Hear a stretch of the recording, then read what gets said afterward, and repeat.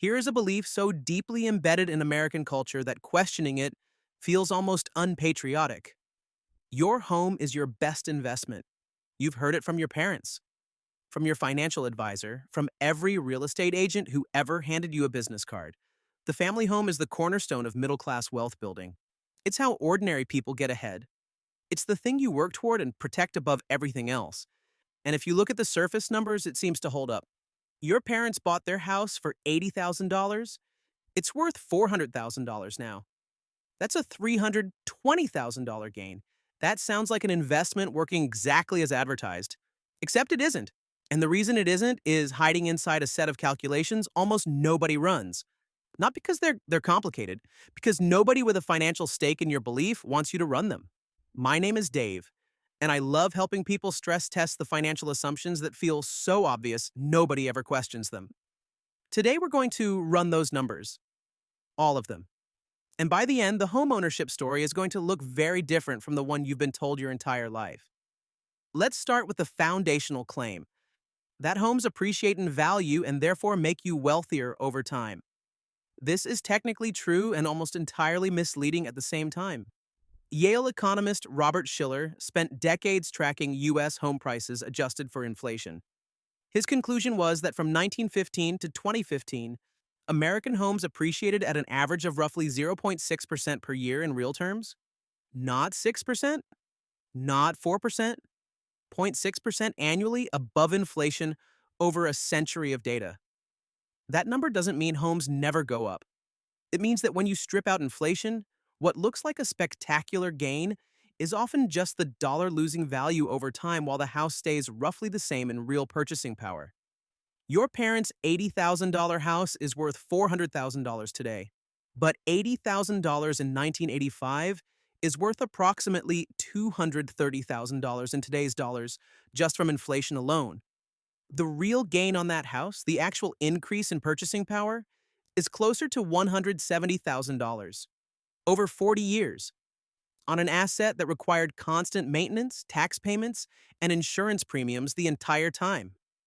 That's the first number nobody runs, the inflation-adjusted return, because the nominal number sounds impressive. The real number is considerably less exciting. Now let's talk about what the investment actually cost to hold. This is where the homeownership math gets genuinely uncomfortable. Every investment has carrying costs. Stocks have expense ratios measured in fractions of a percent. Bonds have minimal fees. A house has carrying costs unlike almost any other asset class available to ordinary investors. Property taxes on a median American home run roughly $3,500 a year nationally. Higher in coastal states, lower in rural areas, but $3,500 is a reasonable baseline. Over 30 years, that's $105,000 in property taxes alone, and that's before the near universal trend of local governments raising assessments over time. Homeowners insurance has increased 52% since 2020 in response to climate-related claims, currently averaging around $2,400 a year nationally. Over 30 years, conservatively, another $72,000. Maintenance? The standard rule is 1% of the home's value annually. On a $400,000 home, that's $4,000 a year. New roof every 20 to 25 years. HVAC replacement every 15 to 20. Water heater every 10 to 12. Windows, appliances, plumbing, electrical. The house constantly consumes money to remain a house. Over 30 years, $120,000 in maintenance at minimum, usually more. Add those three carrying costs together. $105,000 in taxes, $72,000 in insurance, $120,000 in maintenance. That's $297,000 in cost just to hold the asset over 30 years, before a single dollar of mortgage interest. Now add the interest. A $320,000 mortgage at 6.5% over 30 years generates $408,000 in total interest payments. You pay more to the bank than the original price of the house. Total cost of ownership over 30 years on a $400,000 home purchased with 20% down. The $80,000 down payment, plus $408,000 in interest, plus $297,000 in carrying costs. That's $785,000 spent to end up owning an asset worth $400,000 in today's dollars. The house didn't make you money, you made the house money. Here's the second thing the investment case for housing almost never accounts for: concentration risk. Every serious investment principle says the same thing: diversification reduces risk. Don't put all your eggs in one basket. Spread your exposure across asset classes, geographies, and sectors so that no single event can devastate your entire portfolio. Your home violates every one of those principles simultaneously.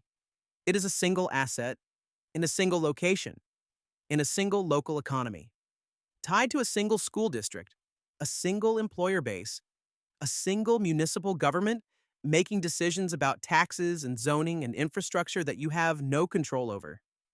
When Detroit's economy collapsed, home values fell 80% in some neighborhoods, not because the houses changed, because the single local economy they were embedded in collapsed. Homeowners who had built their entire net worth inside that single asset lost most of it. This isn't a Detroit specific story. It happens at varying scales in every market that experiences economic disruption: military base closures, factory relocations, flood zone reclassifications, highway rerouting. A single Amazon fulfillment center opening or closing can meaningfully move home values in a mid-sized city. A diversified index fund holding 500 companies across every sector of the American economy doesn't have this problem. If one company collapses, it represents 0.2% of your portfolio. If your house's local economy collapses, it represents potentially 80% of your net worth. Nobody describes this as a feature of home ownership because it isn't one. Now let's run the comparison that the real estate industry would genuinely prefer you never see. Same person, same 30 years. Two different choices. Choice one: they buy a $400,000 home with 20% down. They pay the mortgage, the taxes, the insurance, the maintenance. At the end of 30 years, they own the home outright. It's worth, in today's dollars after inflation adjustment, roughly $440,000. Their total out-of-pocket cost over 30 years was approximately $785,000, choice two. They rent a comparable property for $2,000 a month. They invest the $80,000 down payment immediately into a diversified index fund.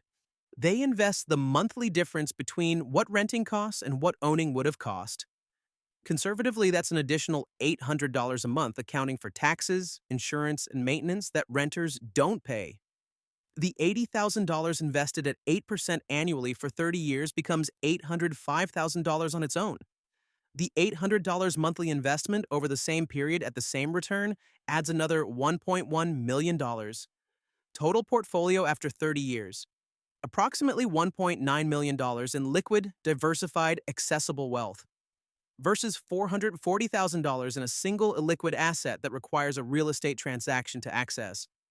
The gap is not small, it's not a rounding error. It's the difference between $440,000 and $1.9 million. And it comes entirely from the mathematical reality that stocks have historically outperformed real estate as an asset class by a significant margin over long time horizons. Here's the psychological accounting trick that makes people believe otherwise. When your house goes from $200,000 to $400,000, you feel wealthy. You experience the gain viscerally. You watched a number double. That feeling is real and powerful. When you calculate what $200,000 invested in 1995 would be worth today in an index fund, the answer is approximately $2.8 million. But you never felt that. It never had a street address. Nobody asked you how the neighborhood was. It was just a number on a screen, growing quietly while you weren't watching. Human beings are not naturally equipped to feel the cost of what didn't happen. We feel gains we experience and miss losses we never saw. The house gave you a story. The index fund gave you a spreadsheet. And stories always feel more real than spreadsheets, even when the spreadsheet is telling you something vastly more important. This is why the myth persists. Not because the math supports it, because the psychology of ownership makes the inferior investment feel superior. None of this means don't buy a home. It means buy a home for the right reasons: stability, community, the genuine utility of owning the space you live in, the ability to renovate, to stay, to build roots. These are real and legitimate reasons to own property. What it doesn't mean is that buying a home is a wealth building strategy that excuses you from investing elsewhere. It isn't. The math is too clear on this. The dangerous version of the homeownership belief is the one that treats the house as the investment and treats everything else as secondary. The one that justifies skipping retirement contributions because the house is appreciating. The one that measures net worth almost entirely in home equity while the investment account sits empty. That version of the belief has quietly cost the middle class an extraordinary amount of generational wealth, not through bad intentions, through a cultural story that felt so obviously true that nobody thought to run the numbers. Now you have.